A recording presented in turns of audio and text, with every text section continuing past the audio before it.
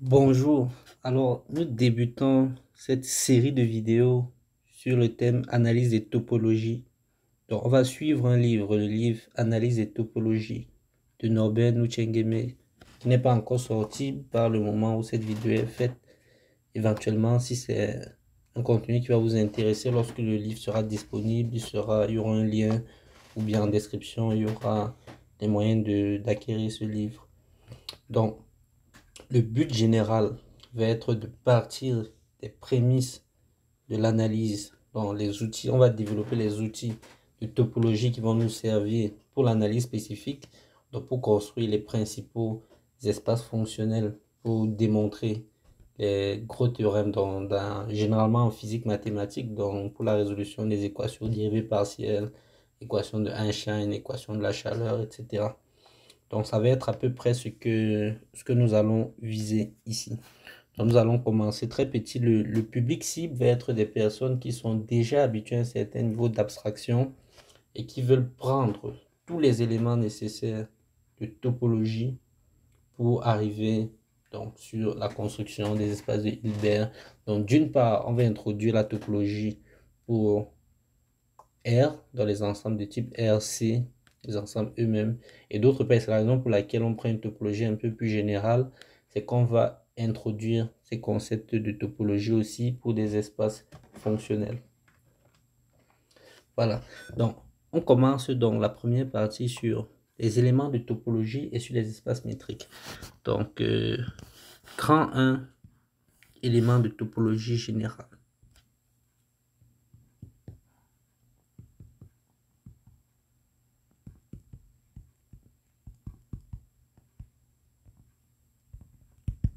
Générale. Donc, étymologiquement, topologie, ça vient de topos, l'étude du lieu. Dans la topologie, c'est un outil qui nous aide à étudier le lieu. Les ingrédients de base de la topologie, c'est ce qu'on appelle des ouverts. Et on va introduire tout ça dans des notions préliminaires.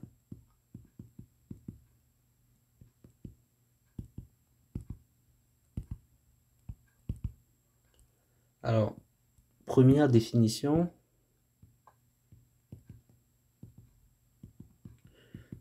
Donc, je précise que cette partie-ci vient un petit peu comme suite de ce que Jarod est en train de présenter sur la théorie des ensembles. Donc, je suppose connu et compris tout ce qui va être lié aux ensembles et aussi aux constructions d'ensembles de base, notamment l'ensemble de base, notamment l'ensemble des nombres réels. Donc, de manière globale, on appelle topologie, on appelle espace topologique. Espace topologique.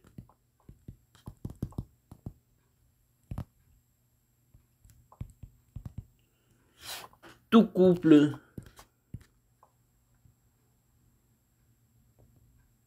de la forme EO où E est un ensemble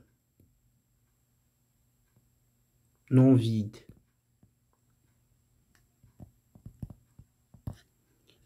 et O est une famille de parties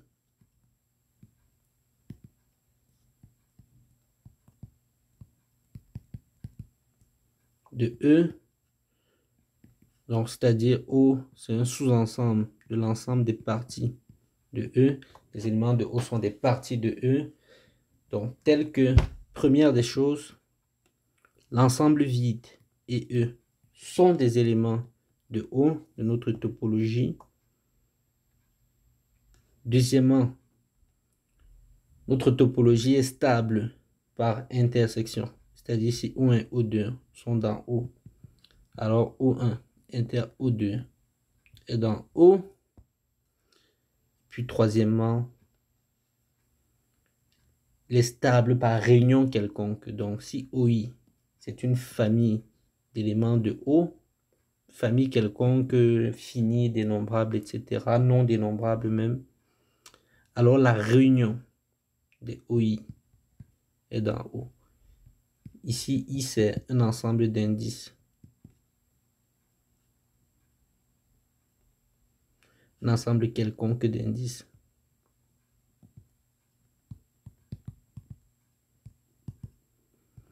Voilà, donc ça c'est fait.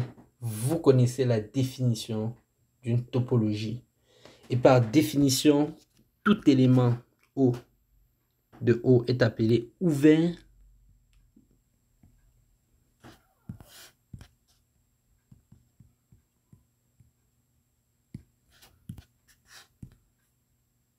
ouvert ou bien partie ouverte de O.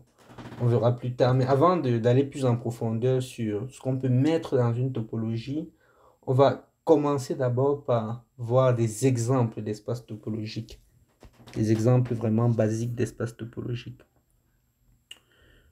Donc, exemple. Le premier exemple, l'exemple le plus trivial peut-être d'espace topologique. En fait, il y a deux exemples qui se bagarrent un peu pour qui est plus trivial que l'autre. C'est le premier, vous prenez n'importe quel ensemble E.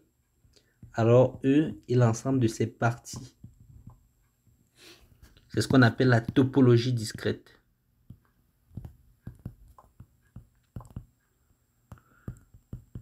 Donc dans cette topologie, toute partie de E est un ouvert. Ici, qu'on prend E, c'est vraiment au sens général. Donc E, ça peut être l'ensemble des maisons de votre quartier. E, ça peut être l'ensemble des nombres réels. E, ça peut être l'ensemble de paires de nombres réels, etc. Donc E, ça peut être vraiment n'importe quoi. Ça peut être l'ensemble des portes, etc. Donc, à chaque fois que vous avez votre ensemble E, vous prenez l'ensemble de ces parties, vous obtenez une topologie qu'on appelle la topologie discrète. C'est une topologie parce que le vide et l'ensemble tout entier sont des éléments de O.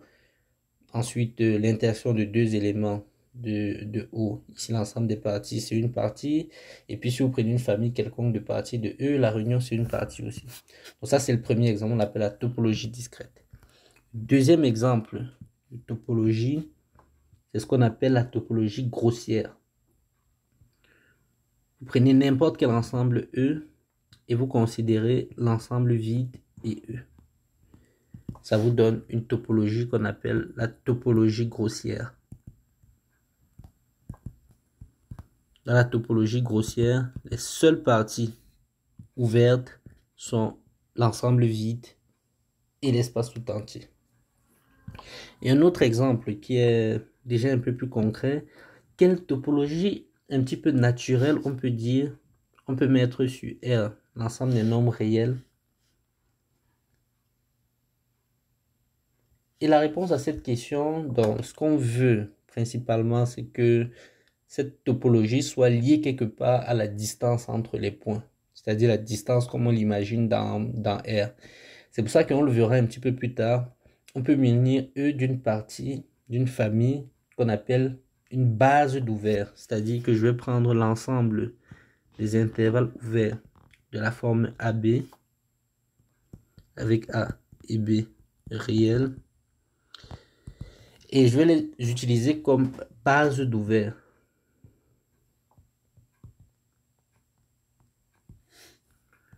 De la topologie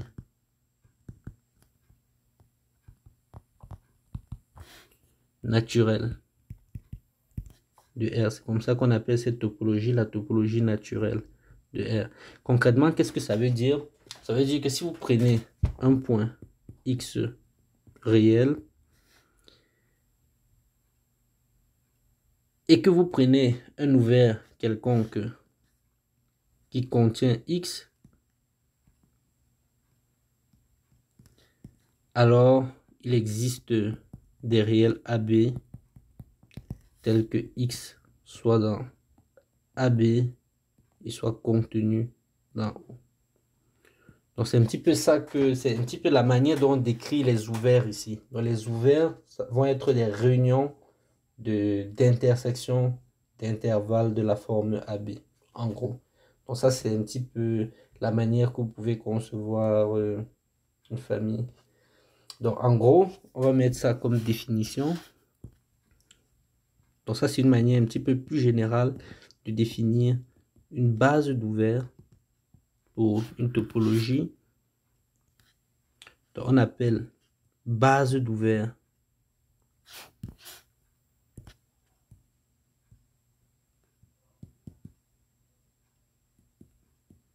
d'une topologie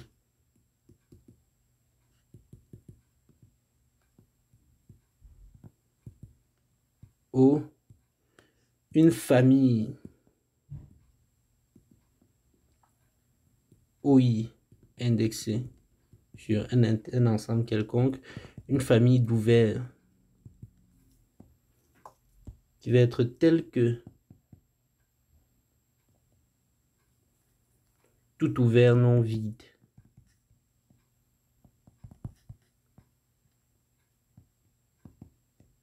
soit réunion d'éléments de cette famille.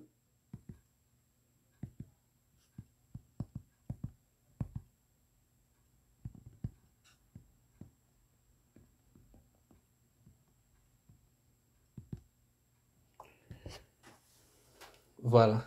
Donc, beaucoup de choses peuvent être dites sur ce que c'est de manière générale une topologie, les propriétés qu'elles peuvent avoir, etc. Par exemple, vous pouvez vous amuser à montrer qu'une intersection quelconque d'ouvert n'est pas nécessairement ouvert. Mais on ne va pas aller dans cette direction-là. Ça, c'est plus dans une direction topologie générale. On veut juste développer les outils dont on a besoin pour avoir le langage approprié qu'il faut pour pouvoir faire de l'analyse. Donc là, tout de suite, on va définir une notion très importante qu'on appelle la notion de voisinage en topologie. Donc, définition. Donc, on prend EO, un espace topologique, souvent je vais abréger ça ET, et on prend un point dans cet espace topologique. Donc, on appelle voisinage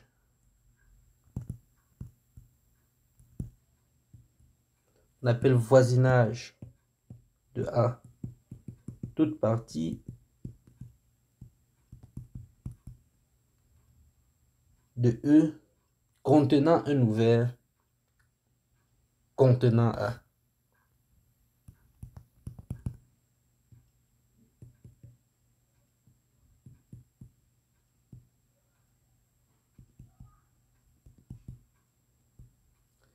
C'est-à-dire quoi? C'est-à-dire que E, c'est un ensemble qui, dans son ventre, il y a un ouvert qui contient A.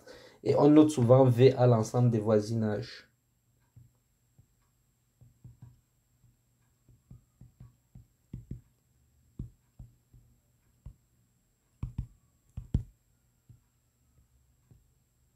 De A. Ok, donc on va prendre ici un exemple, enfin quelques exemples pour qu'on voit ce que c'est concrètement cette notion de voisinage. Donc dans R, on prend A égale à 0, 1. Donc le premier point, c'est que pour tout petit A qu'on va prendre dans 0, 1, donc grand A est voisinage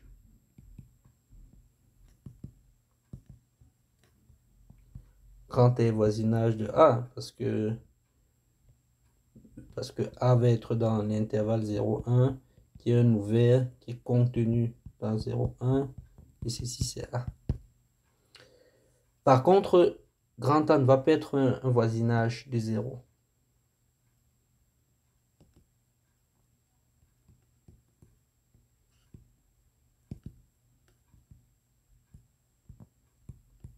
Et la raison à ça, c'est que tout voisinage de 0 doit contenir des nombres négatifs.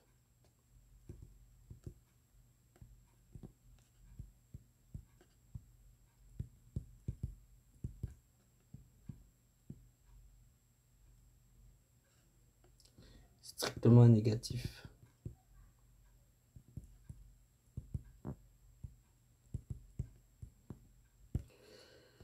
Donc, A n'est pas non plus un voisinage de 1. Vous avez un petit peu compris l'idée.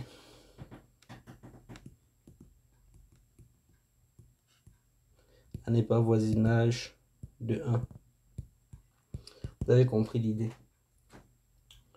Donc, de manière générale, on va dire qu'une famille VI dans le voisinage de A est une base de voisinage ou bien un système fondamental de voisinage de A si tout voisinage de A contient un élément VI.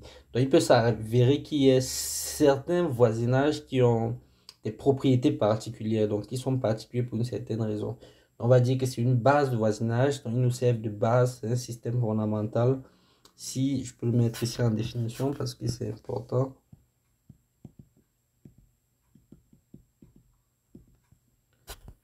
Je peux le mettre en définition ici parce que c'est important. Donc une famille VI, I dans I, de voisinage de A.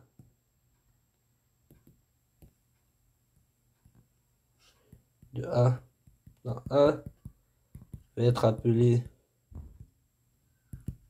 système fondamental, bien base de voisinage de A, ou bien système fondamental.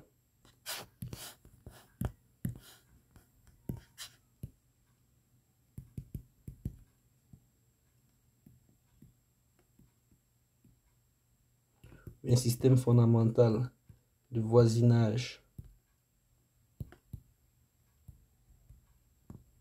de A. Donc si, quel que soit V, voisinage de A, il existe un indice avec un VI contenu dans V. Voilà. C'est important, cette notion de voisinage est importante pour introduire une autre notion qu'on appelle la séparation.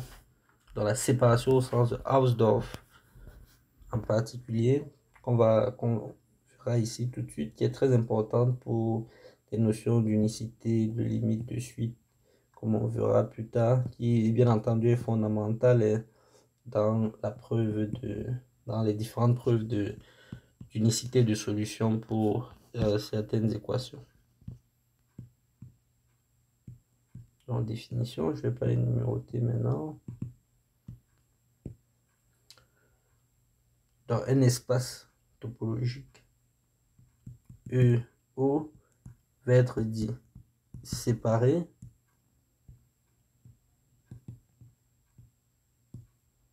au sens de Hausdorff, parce qu'il y a d'autres types de séparation.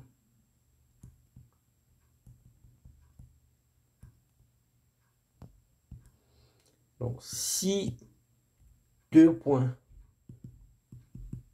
distincts admettent toujours des voisinages disjoints.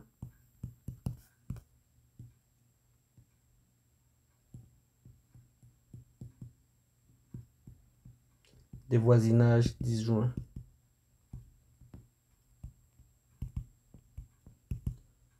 Donc, l'image qu'il faut avoir en tête, c'est la suivante. Vous avez deux points ici, hop, hop, X et Y. X et Y sont différents. Alors, vous avez des voisinages disjoints ici. Donc, c'est ça la séparation au sens de Hausdorff. C'est intéressant, les espaces séparés au sens de Hausdorff sont intéressants, mais si on travaille dans un cadre abstrait, donc il y a certaines topologies qui ne sont pas séparées malheureusement. Donc, quand il n'y a pas assez d'ouvert, la topologie court des risques de ne pas être séparée. Donc, on va prendre quelques exemples rapides. Séparation au sens de Hausdorff. Donc, le premier, ça va être la topologie discrète.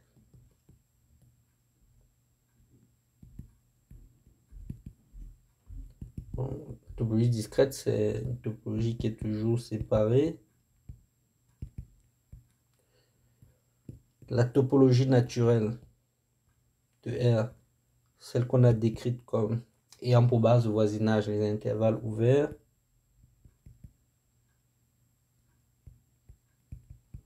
Elle aussi, elle est séparée.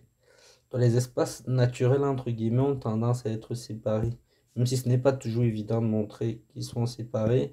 D'ailleurs, comme exercice, vous pouvez chercher à démontrer que la topologie naturelle de R est séparée.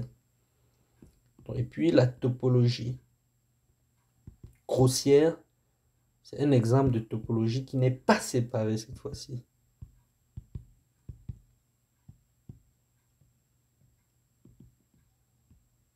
Elle n'est pas séparée parce qu'il y a très peu d'ouverts.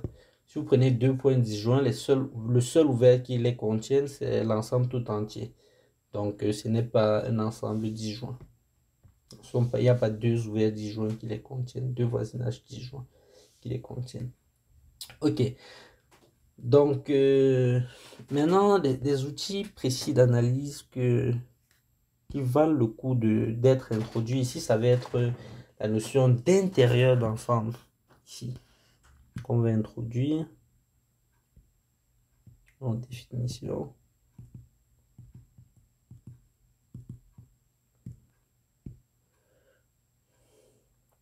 Donc, on prend toujours EO, un espace topologique. On prend A, un sous-ensemble de E, sous-ensemble non vide. Donc, on fixe un élément dans A, soit petit a dans grand A. Donc, on dit que A est un point intérieur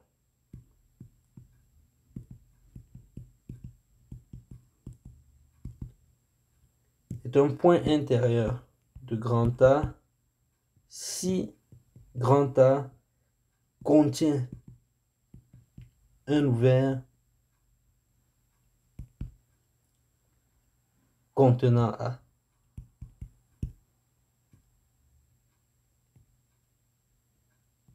Autrement dit, si grand A est un voisinage de A. C'est juste ça. Et on va appeler l'intérieur de A l'ensemble des points intérieurs à A.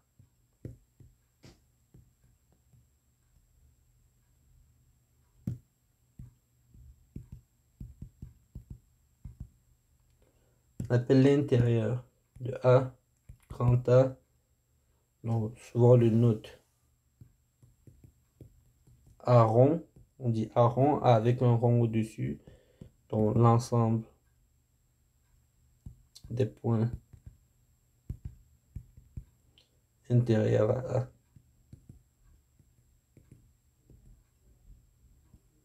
De A. Donc ensemble des points intérieurs au sens donné précédemment. Autrement dit, on peut réécrire A est dans A rond si et seulement s'il existe O ouvert tel que O est contenu dans A. Donc ça c'est l'opération. Donc voici quelques exercices que vous pouvez prendre pour vous exercer, qui sont parfois utiles en pratique, au moins c'est utile à savoir. Donc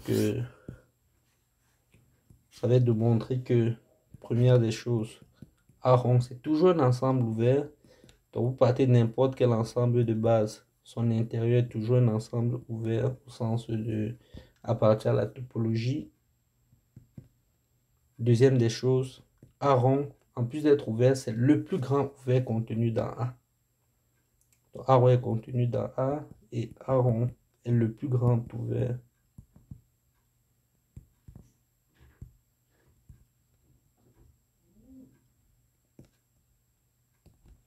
contenu dans A. Plus grand au sens de l'inclusion, l'inclusion qui est un ordre partiel, mais on peut définir une notion de plus grand par cette relation d'ordre. Ok. Ensuite, quelques propriétés sympas, c'est que si vous faites A intersection B, le tout rond, prenez B un autre ensemble, alors ça vous donne A rond intersection B rond. Si vous faites A union B, le tout rond, malheureusement, ce n'est pas égal à A rond union B rond, mais c'est contenu dans A rond union B rond. Et puis l'autre exercice, c'est de montrer que l'inclusion peut être stricte. Donc, trouver des exemples où on n'a pas égalité. Bien sûr, l'inclusion peut être large aussi, mais l'inclusion peut être stricte. C'est ce qui est plus intéressant. Ok, et puis, dernière propriété amusante, c'est que si A est inclus dans B, alors l'intérieur de A est contenu dans l'intérieur de B. Ok, donc maintenant, on a presque tout pour le langage, pour introduire la notion de suite, une notion fondamentale.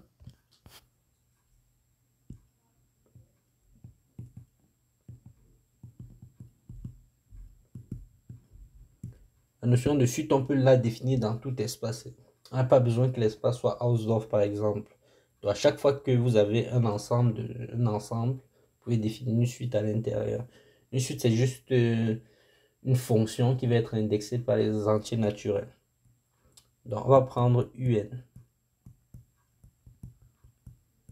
Une suite de points de E. Donc, on dit que la suite UN converge vers le point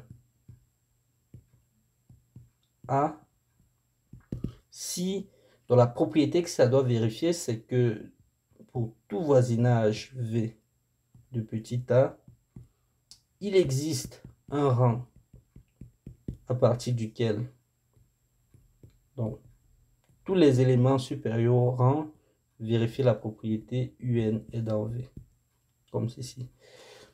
Donc, pour n'importe quel voisinage du point que vous choisissez, aussi petit soit-il, je vais essayer de l'illustrer par la topologie réelle. Vous avez votre point A ici, vous avez votre suite de points. Donc, pour n'importe quel voisinage que vous allez choisir, qu'il soit grand ou bien qu'il soit très petit, vous avez toujours un moment à partir duquel les éléments de votre suite, imaginez un repas avec quelque chose qui s'accumule près d'un point. Alors, c'est à peu près à ça que ceci ressemble dans les nombres réels. Mais bien entendu, il ne faut pas rester figé sur cette image de nombre réel parce que c'est aussi tout l'intérêt de généraliser. C'est qu'on va pouvoir avoir des compréhensions un peu plus profondes. Donc, on peut faire converger d'autres choses que des suites de nombres réels. On peut faire converger des suites de fonctions, etc. etc. Donc, on va prendre quelques exemples pour comprendre ce qui se passe dans des cas extrêmes.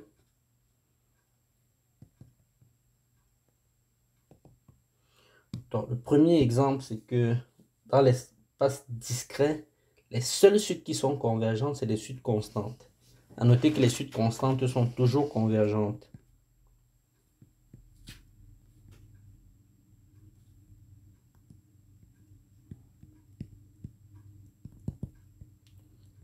Donc, les seules suites convergentes sont les suites constantes.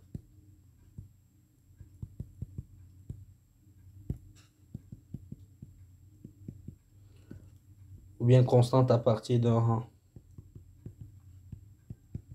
Ce sont les suites qui sont constantes à partir d'un rang. Et puis deuxième chose, c'est que dans un espace grossier, dans l'autre extrême, toutes les suites non seulement convergent, mais convergent vers tous les points.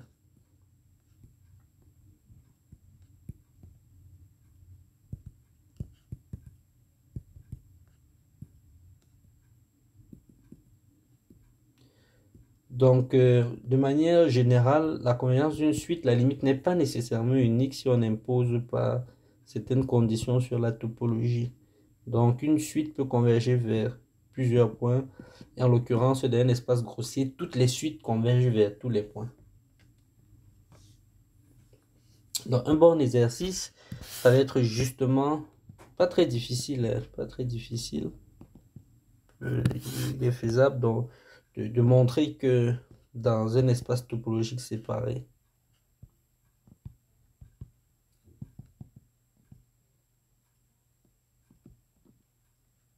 donc si l'espace topologique est séparé, on n'a aucune condition supplémentaire, juste qu'il est séparé au sens de Hausdorff. Donc, toute suite convergente admet une unique limite. On ne dit pas que toute suite converge, mais ce qu'on dit c'est que si elle converge, alors il y a une seule limite.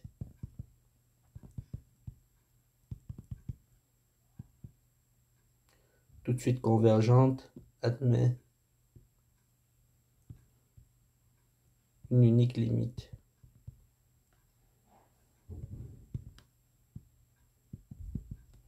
Donc là, on part rapidement et on va passer sur la notion de continuité dans de fonctions. Donc, on va démontrer quand même une propriété parce qu'il faut faire quand même une petite démonstration. Mais là, c'est tous les outils qu'il nous faut de base pour pouvoir attaquer des choses un peu plus sérieuses. Donc, proposition. Nous avons proposition, on va introduire une définition.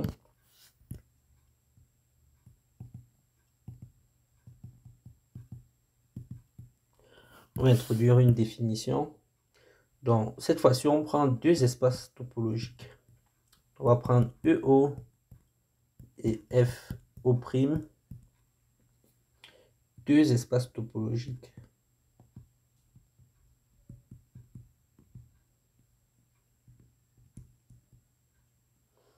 On prend deux espaces topologiques et puis on prend F de E dans F, une application quelconque. Alors on dit que petit f est continu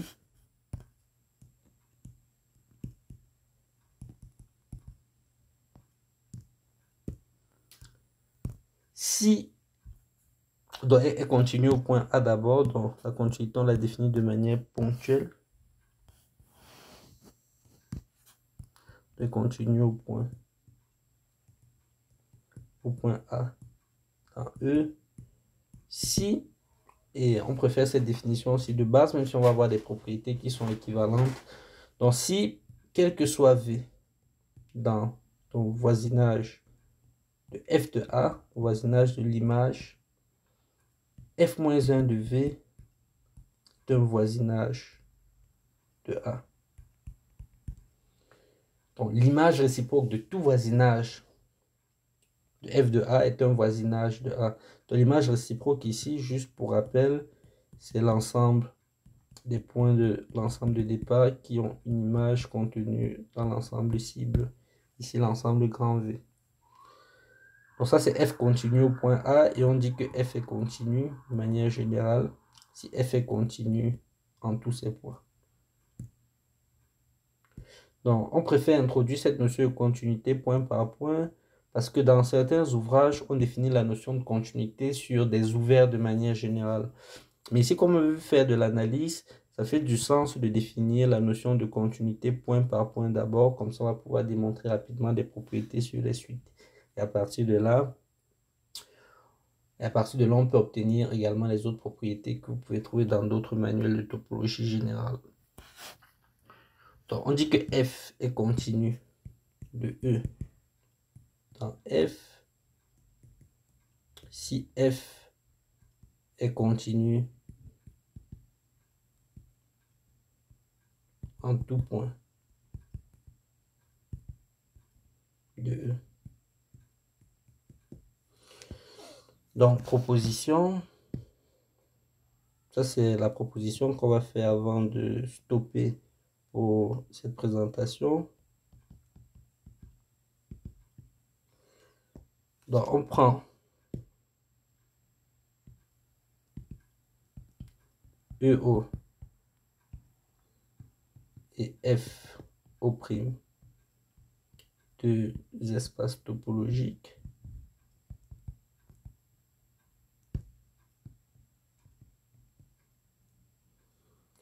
On prend F, une application de E dans grand F continue.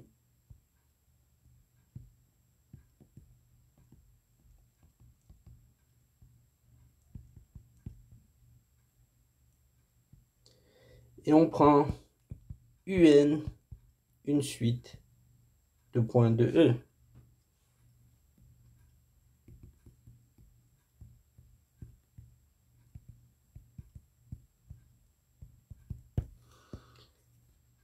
Alors, ce qu'on dit, c'est que si UN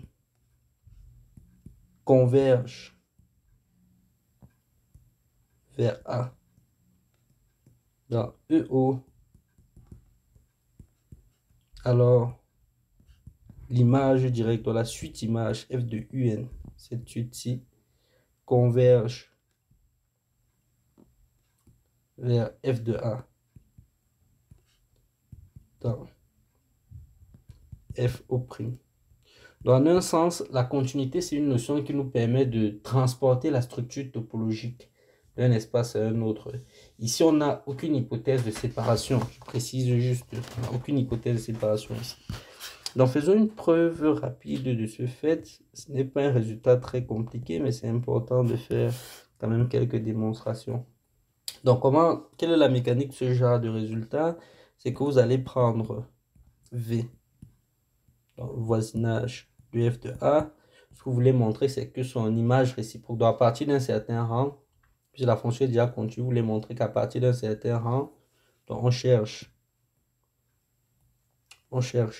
grand N dans N qui va être tel que N supérieur à grand N va entraîner f de UN dans V, comme ceci. Donc ici, vous utilisez la continuité de f qui est votre principale propriété. Donc comme f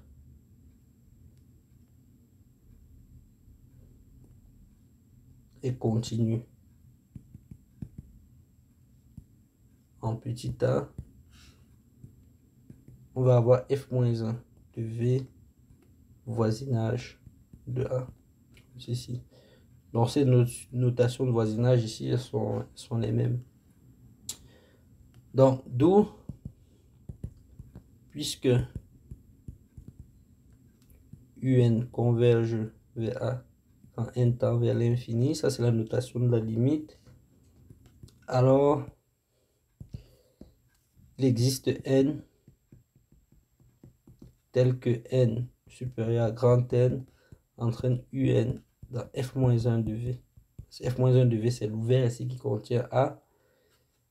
Et donc, ce qu'on obtient, c'est que si N est supérieur à N, à grand N, alors f de UN est dans V, par définition de l'ensemble f-1 de V. Ok, voilà. Donc ça, c'est tout pour une petite partie introductive sur des éléments de topologie qui vont être utiles pour résoudre des problèmes d'analyse.